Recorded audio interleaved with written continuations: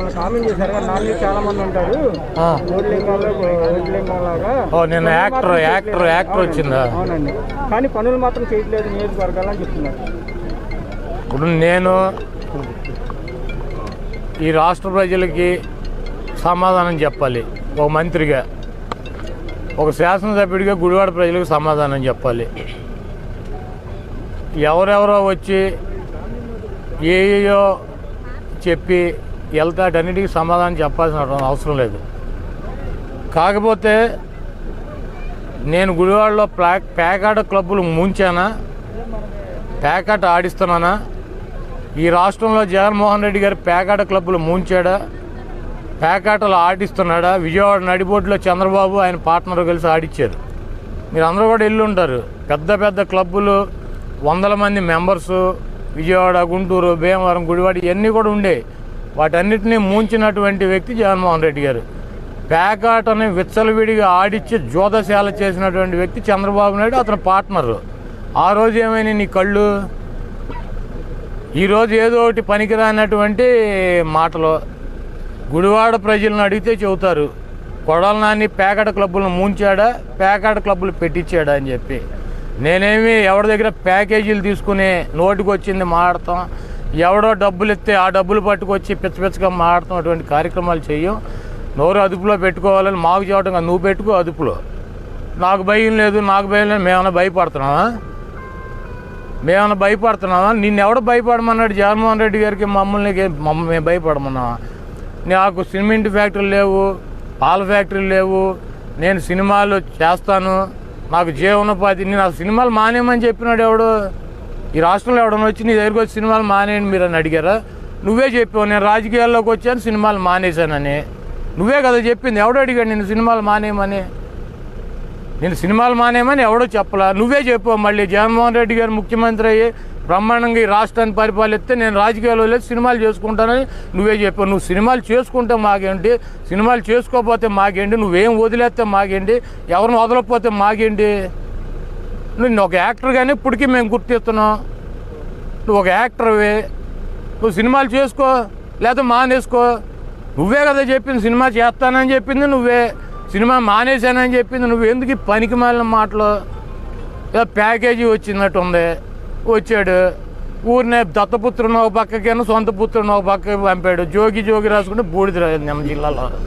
ఆ బూడిదంతా మేము ఎత్తుకోలేక రావాలి. ఎందుకు పనికి మాలిన మాటలు?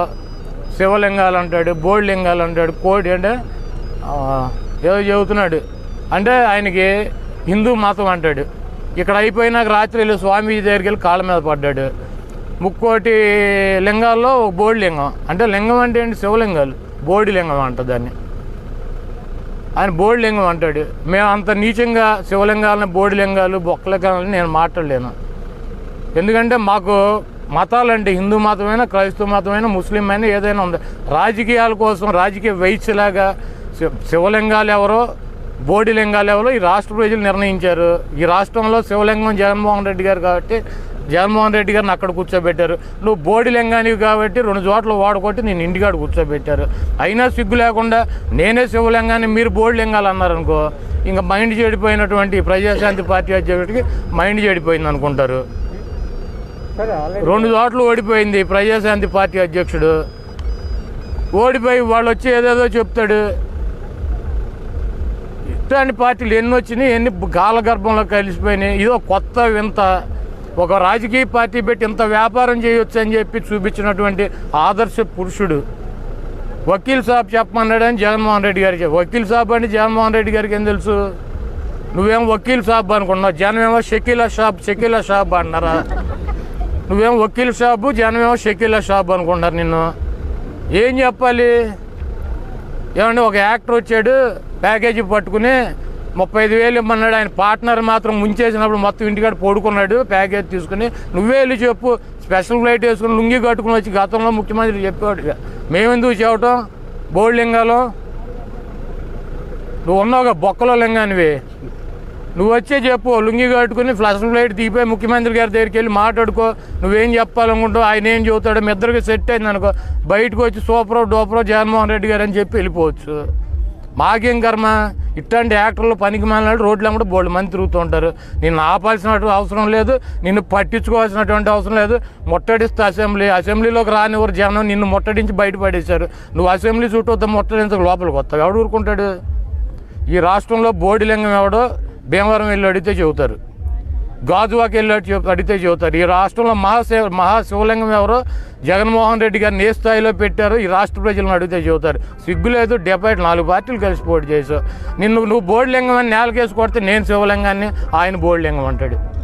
నేను 4 సార్లు శాసనసభ్యుడికి వెళ్ళి నువ్వు గుర్తించాలంటే ఏం చేయాలి? కొడాలని, పేరునాని, ఆళ్ళనాని అని. మేము కూడా ఇక ప్రజాశాంతి నీ పార్టీలో చేరి 6 చోట్ల పోటీ చేసి 6 చోట్ల ఓడిపోతే అప్పుడు గుర్తిస్తావు మమ్మల్ని, నీకన్నా ఎక్కువ ఓడిపోయావని. అదేలేవే జనసేన, ప్రజాసేన, పవన్ కళ్యాణ్ వీళ్ళంతా ఒకటి కాదా? ఇదంతా ఒక బ్యాచ్ కాదా? చంద్రబాబు నాయుడు, తెలుగుదేశం, తెలుగు శాంతి సేనది, తెలుగు శాంతి సేన ముగ్గురు కలిసి అలయన్స్ అయిపోతే బెటరు.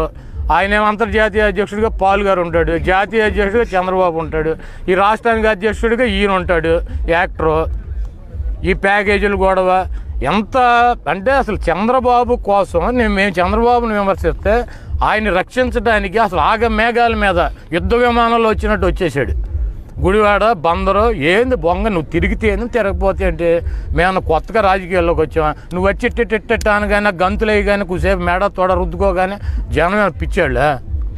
నీ డ్రామాలు చూడలేదా? నువ్వు ప్యాకేజ్ తీసుకుని వచ్చి చంద్రబాబు నాయుడు తరఫున మాడతావు నీ రాష్ట్ర ప్రజలకు తెలవదా?